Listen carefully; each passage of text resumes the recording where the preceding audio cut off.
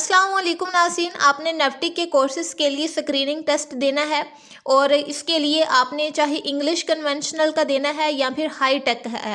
यानी आपने कोई वेब डेवलपमेंट का कोर्स करना है, कोई एसईओ का कोर्स करना है, वीडियो एडिटिंग का कोर्स करना है, या फिर कोई आपने स्क्रिप्ट सीखनी है यानी कोई लैंग्वेज सीखनी है, चाइनीज़ लैंग्वेज है या फिर पाइथन या फिर जावा स्क्रिप्ट, इस तरह कोई आपने सीखनी है, या फिर वेब डेवलपमेंट है या फिर एआई है या कोई साइबर सिक्योरिटी का कोर्स है। यानी कोई भी कोर्स है जिसके अंदर कंप्यूटर शामिल है, यानी जो चीज़ मोबाइल पे होने वाली है। अगर आपने उस तरह का कोई भी कोर्स करना है, हाई टेक का कोई भी कोर्स है या फिर इंग्लिश कन्वेंशनल का है, तो उसके अंदर कंप्यूटर के एमसीक्यूज़ आपके स्क्रीनिंग टेस्ट के अंदर पूछे जाएंगे। तो मैं आपको कुछ बेसिक कंप्यूटर के एमसीक्यूज़ बताऊंगी, क्योंकि आपके पेपर में बेसिक लेवल के ही आने हैं अभी ये जो स्क्रीनिंग टेस्ट है। तो आपको बेसिक एमसीक्यूज़ बताऊंगी 50 एमसीक्यूज़, और कुछ प्रो टिप्स होंगी। लास्ट में मैं आपको कुछ टिप्स बताऊंगी, मे भी हो सकता है वो आपको इंटरव्यू में काम आए, हो सकता है आपके टेस्ट में ही पूछ ली जाए, तो वो आपके लिए बहुत ही बेनिफिशियल होंगी अपने टेस्ट की सीट को सिक्योर करने के लिए। तो अभी हम स्टार्ट करते हैं। पहले वाला क्वेश्चन है, what is the full form of RAM.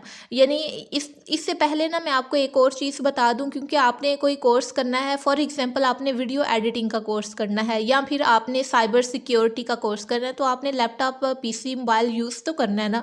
तो ये उससे रिलेटेड है, यानी जिन कैंडिडेट ने कोर्स करना है, क्या उसको इस बेसिक चीज़ों का भी पता है या नहीं है।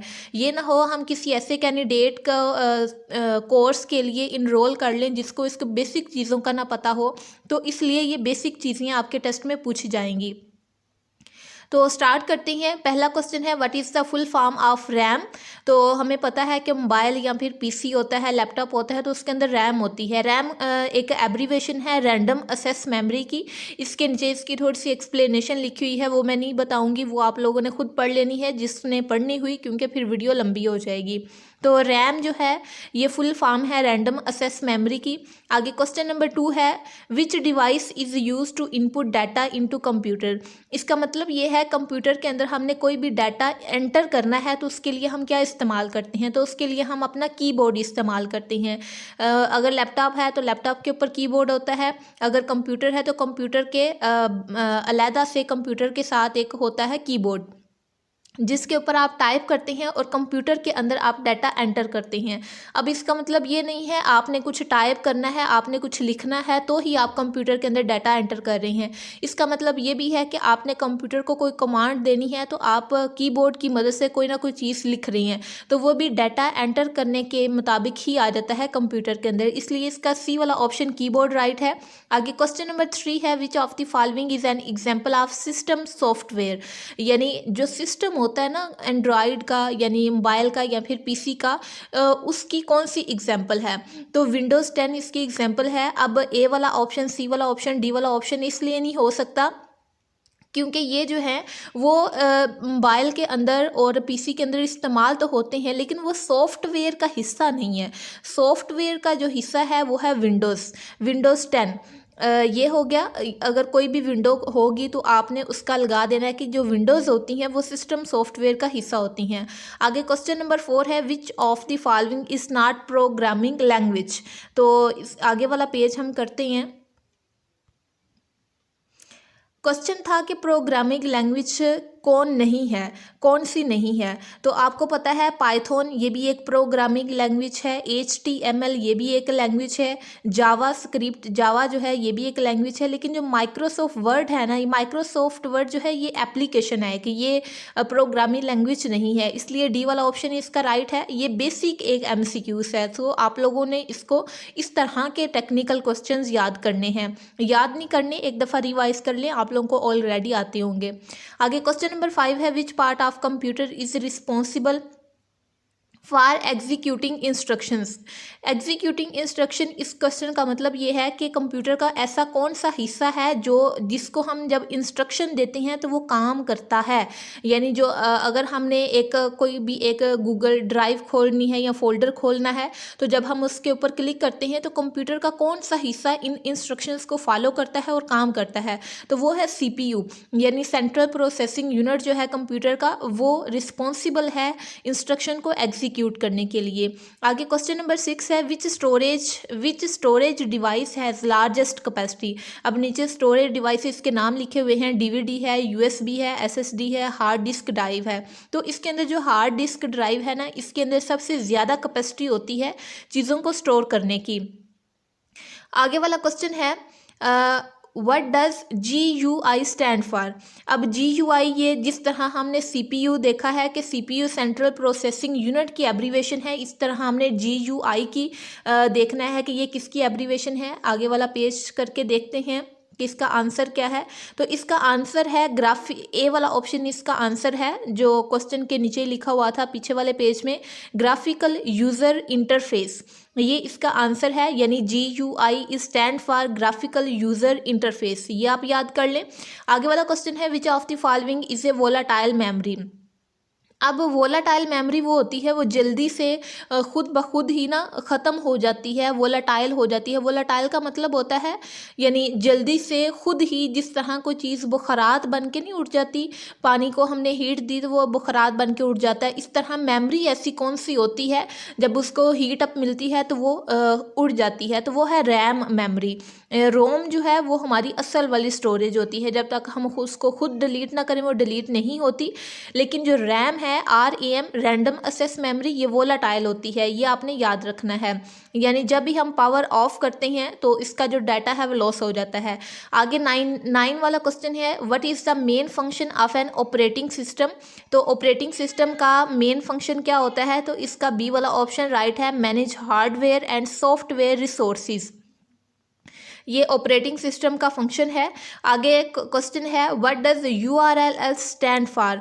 यानी अक्सर हम देखते हैं कि किसी भी चीज़ का कोई लिंक होता है तो वो URL की फॉर्म में होता है। अब URL किसके लिए स्टैंड करता है, ये किसकी एब्रीवेशन है, तो इसका आंसर है यूनिफॉर्म रिसोर्स लोकेटर, ये इसकी एब्रीवेशन है, ये आपने याद करना है। ए वाला ऑप्शन इसका राइट है, यूनिफॉर्म रिसोर्स लोकेटर।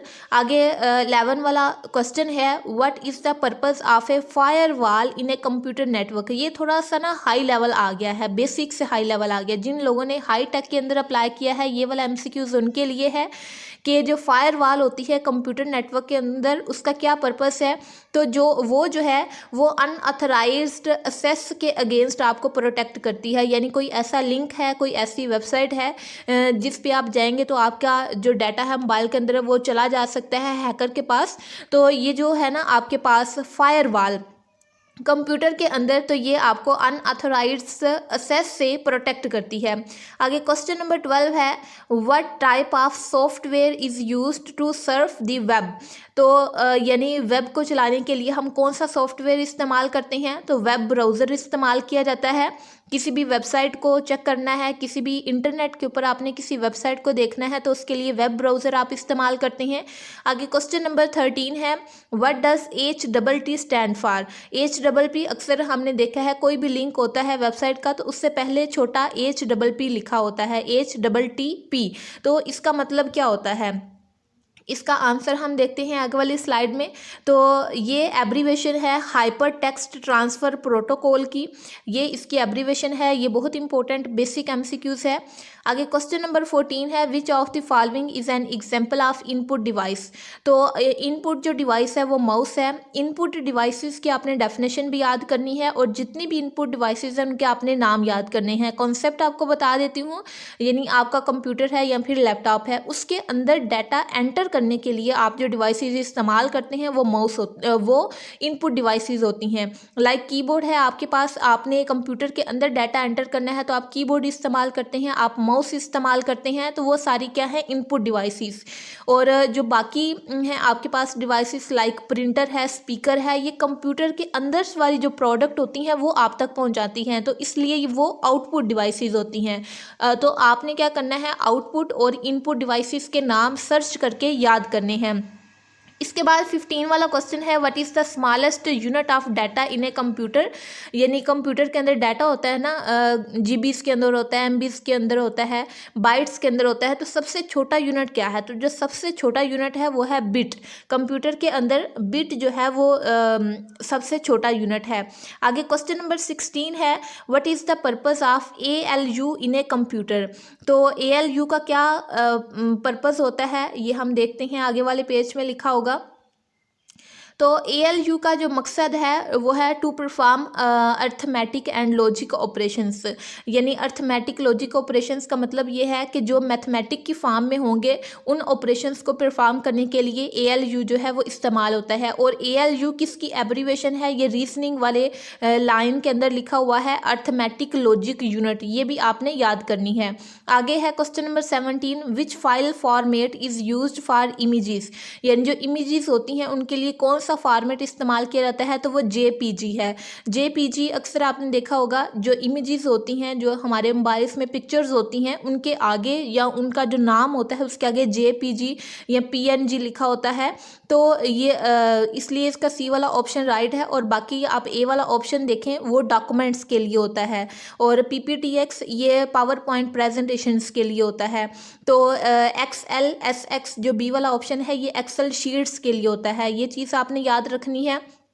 आगे क्वेश्चन नंबर 18 है, which key is use to delete the character to the left of the cursor.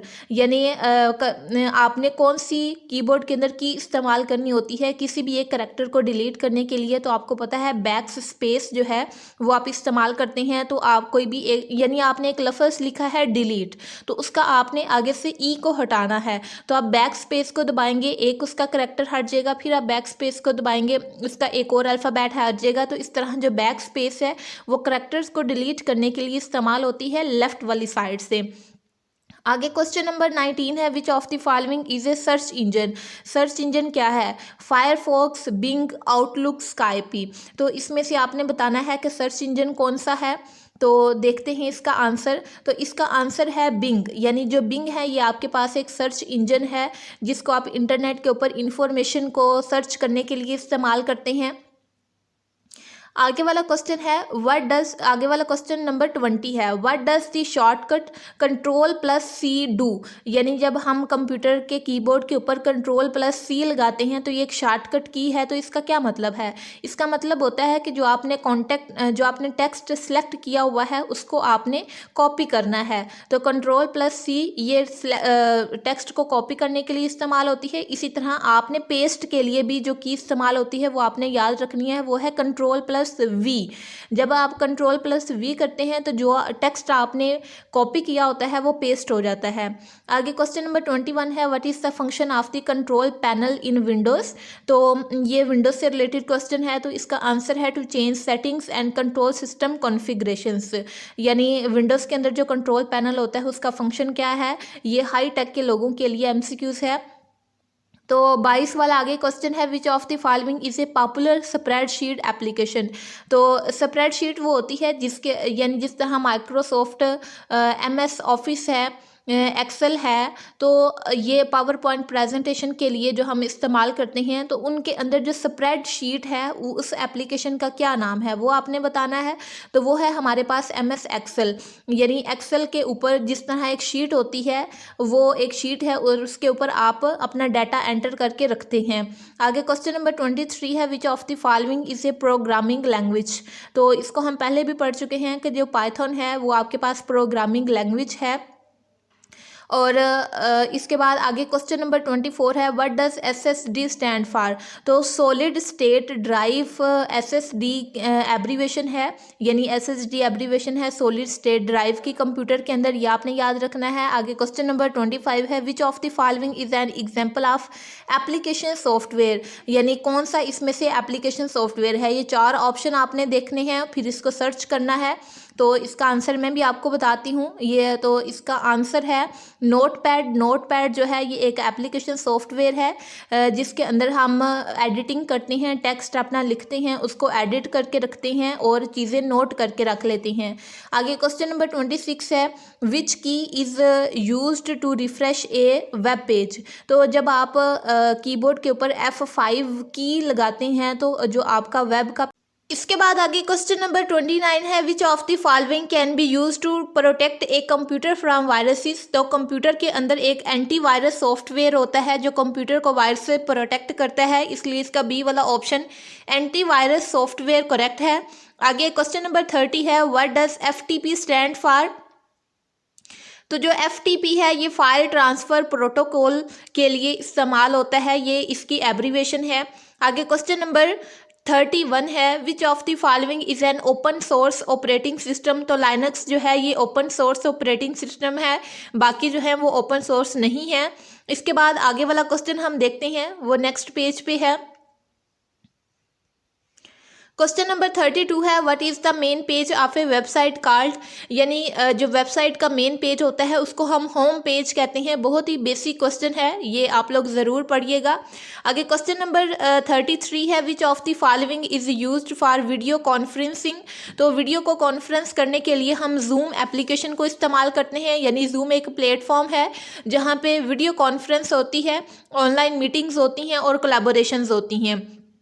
आगे क्वेश्चन नंबर 34 है, which of the following key is use to enter the BIOS setup when starting a computer.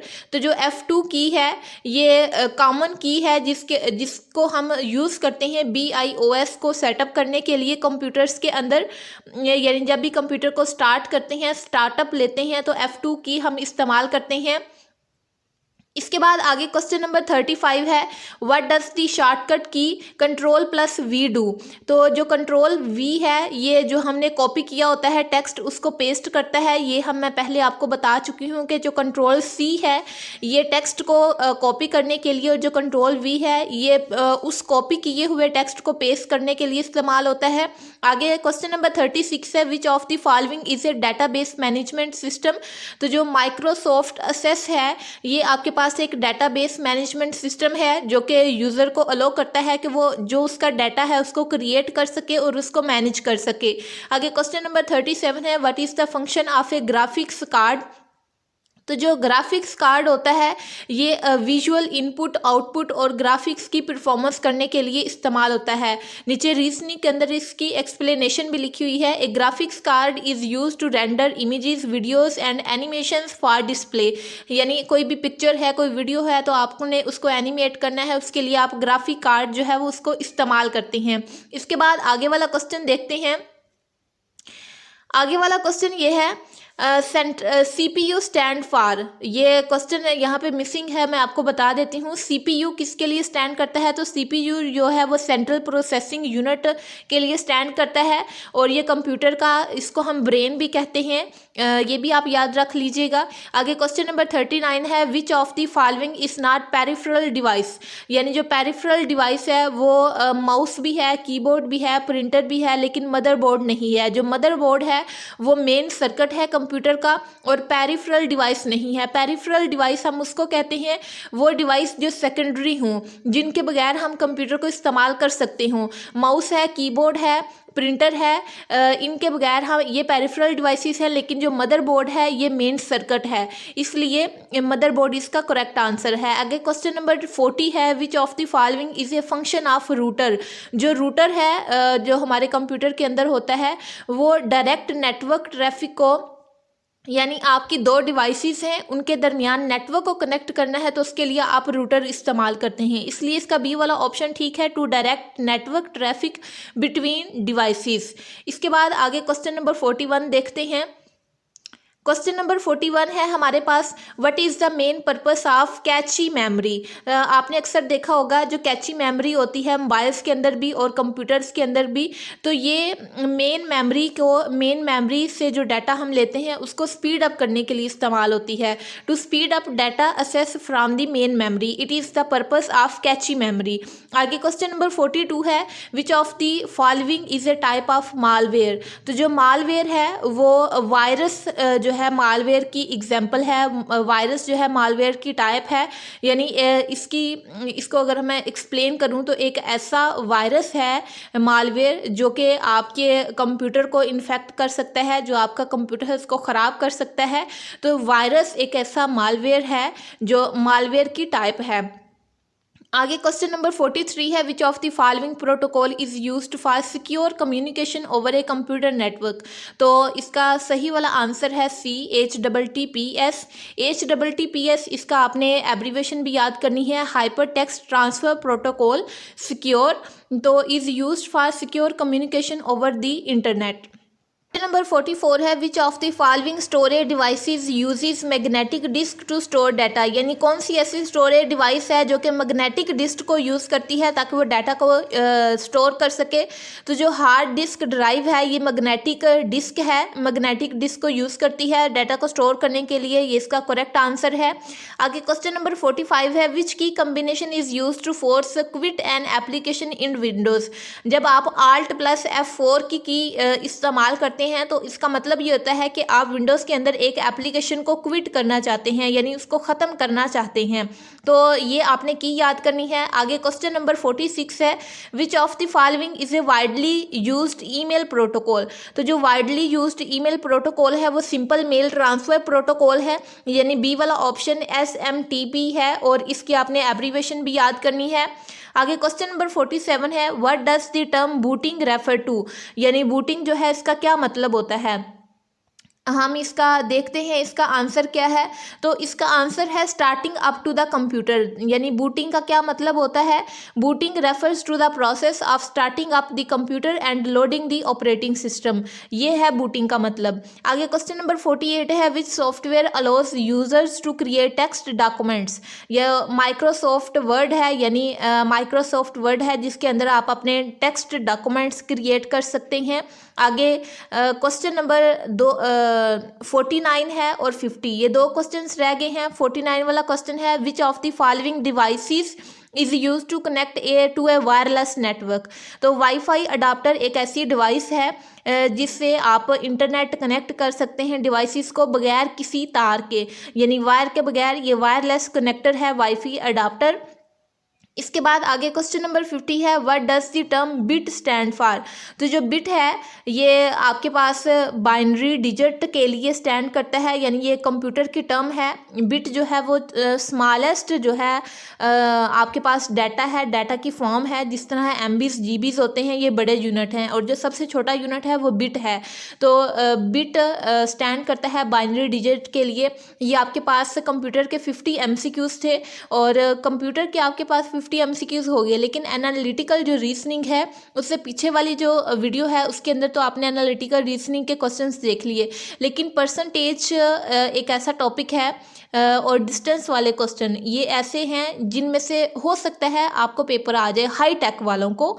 बाकियों की मैं बात नहीं कर रही, high tech वालों के लिए बात कर रही हूँ। हो सकता है कि उनको उनमें से भी क्वेश्चन आ जाए, तो वो कॉन्सेप्ट में जो वीडियोस के अंदर कॉन्सेप्ट हैं वो मैं डिस्क्रिप्शन के अंदर लगा दूँगी, वहाँ से आपने वो 2 टॉपिक के कॉन्सेप्ट भी ले लेने हैं। आई होप सो कि ये वीडियो आपके लिए बहुत ही इन्फॉर्मेटिव रही होगी। वीडियो अच्छी लगी है तो वीडियो को लाइक और शेयर करें, और चैनल को सब्सक्राइब करना ना भूलिएगा, क्योंकि इस चैनल पे आपको जॉब्स की अपडेट और उनकी प्रिपरेशन के लिए मटेरियल मिलता रहेगा। तो मिलते हैं नेक्स्ट किसी जॉब अपडेट वाली वीडियो में, तब तक के लिए अपना ख्याल रखिएगा। अल्लाह हाफिज़।